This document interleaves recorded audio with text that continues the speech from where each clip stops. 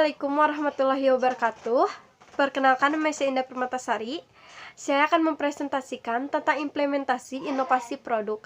Ada beberapa, diantaranya adalah proses internal bisnis, product and service development, dan market recruitment. Proses internal bisnis yaitu tahapan proses produksi produk agar efektif dan efisien, alokasi sumber daya, kebutuhan biaya, dan komitmen. Sedangkan product and service development yaitu produk and service berfokus pada produk yang fresh atau baru dan fokus pada delivery channel produk agar sampai kepada customer yang tepat. Seperti kita mempercayakan GrabFood untuk mengantarkan pesanan agar sampai tujuan. Market recruitment adalah keinginan konsumen, kebutuhan konsumen, kesesuaian manfaat untuk konsumen, keadaan tertentu, musim hujan, lebaran, bahkan kondisi wabah. Contohnya, kita harus menyesuaikan apa yang dibutuhkan banyak masyarakat. Seperti pada musim hujan, kita harus banyak memproduksi payung, jas hujan, dan lain sebagainya. Bahkan kondisi wabah corona, kita harus banyak menyediakan hand sanitizer, masker, dan lain sebagainya. Ada beberapa tahapan implementasi inovasi produk, seperti yang pertama, konsep generation atau konsep general, yaitu mengawali proses inovasi produk harus sudah tergambar konsep bisnis secara keseluruhan terkait pemilihan produk, supply chain, strategi pemasaran, operasional, kebutuhan biaya, proyeksi jumlah produksi, pemasaran, operasional, kebutuhan biaya, proyeksi jumlah produksi, dan estimasi harga jual dengan memperhatikan kesesuaian manfaat untuk konsumen, customer need, dan atau customer want.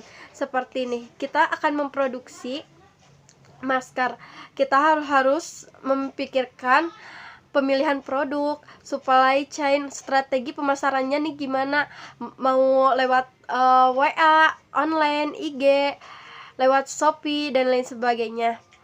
Dan strategi saya dalam pemasaran tuh saya bikin kayak toko di Shopee, di Lazada, agar mempromosikan masker yang saya jual. Kebutuhan biayanya tidak besar, hanya membutuhkan kain dan benang. Proyeksi jumlah produksi dan estimasi harga jual. Harga jual yang saya pilih yang harganya minim, nggak terlalu mahal, nggak terlalu murah juga, tapi yang menyesuaikan kebutuhan masyarakat. Seperti masker yang saya pakai sekarang nih. Ini masker untuk hijab yang dipakai di tali. Saya akan bikin agar lebih mudah. Saya akan bikin enggak di tali, seperti ada pengait atau apa sih ini teh? Atau ceklekan yang dapat langsung ditempel, nggak harus ribet, dan kalau keanginan atau apa juga nggak akan langsung buka sendiri ya. Yang kedua, tahapan screening atau penyaringan. Pada tahapan ini diperlukan analisa dengan prinsip pemikiran konvergen untuk seleksi dan membuat skala prioritas dari ide yang muncul terhadap inovasi produk yang akan dieksekusi agar lebih spesifik dan terukur.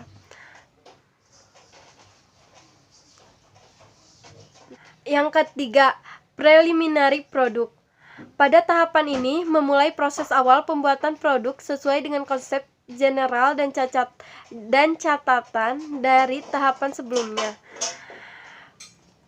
Seperti yang tadi saya bilang, saya akan memproduksi masker yang di sininya ada pengait agar lebih mudah dan tidak ribet juga. Kita harus menaliin, kita tinggal kaitin dan langsung nempel ya.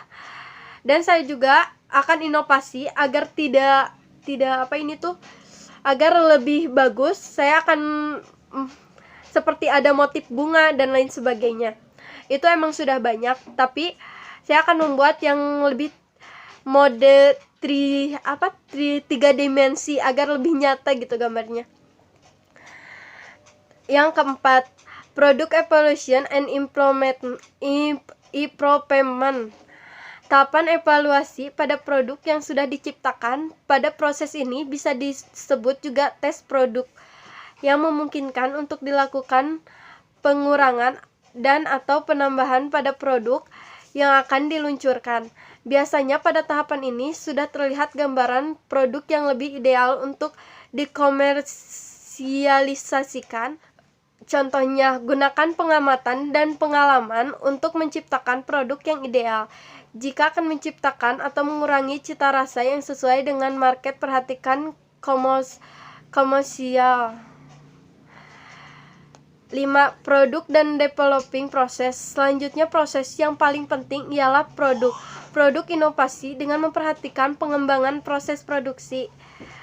Yang paling penting itu komitmen terhadap konsep awal produksi. Jaga kualitas produk, lakukan quality control QC sebelum dipasarkan. Jadi kita harus mengontrol banget, harus komitmen, harus benar-benar komitmen nih, kita harus bikin konsepnya kayak gimana seperti yang di awal.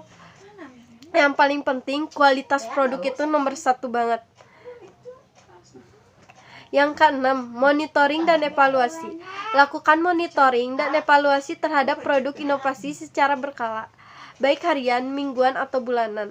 Buatlah checklist proses produksi. Sekian penjelasan dari saya. Mohon maaf kalau banyak yang kurang dimengerti dari perkataan saya. Mohon maaf kalau banyak kesalahan. Sekian dan terima kasih. Wassalamualaikum warahmatullahi wabarakatuh.